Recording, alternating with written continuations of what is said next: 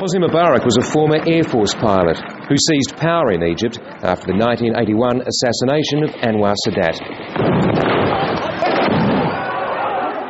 He turned Egypt into a secular and stable society. Against the tide of the Middle East, he kept the truce with Israel, which earned him lucrative military aid from the United States.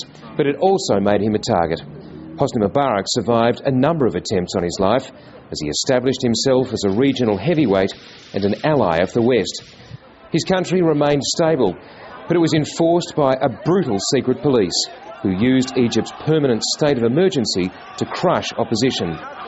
6 years ago, Hosni Mubarak tried to appease his critics in the West by holding a presidential election, but it was little more than a fig leaf. It took 3 decades for the Egyptian people to rise up, but their revolution has changed the balance in the Middle East. This was the spark. In January this year, a month-long violent revolution in Tunisia toppled the country's 23-year-long military regime. The revolt helped galvanise anti-government protests in Egypt. Thousands of people took to the streets here after an internet campaign began on Facebook.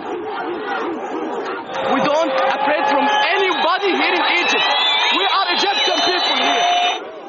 Protesters fed up with poverty, corruption and unemployment tried to invade Tahrir Square, and clashes broke out with riot police. The protests gathered momentum, and President Mubarak declared a curfew in Cairo, sending in the army and cutting off the country's access to the internet and mobile phones.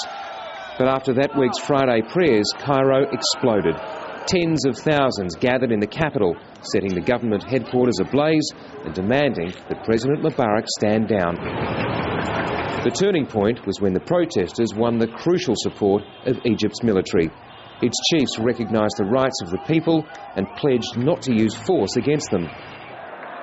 With that, the massive rallies continued and grew larger as protest leaders called for the March of a Million. Hosni Mubarak tried to make another concession. During his second speech, he said he'd step down after September's presidential election.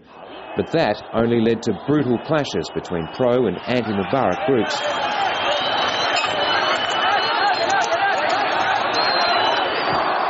The world watched the standoff for another week. The protests grew bigger.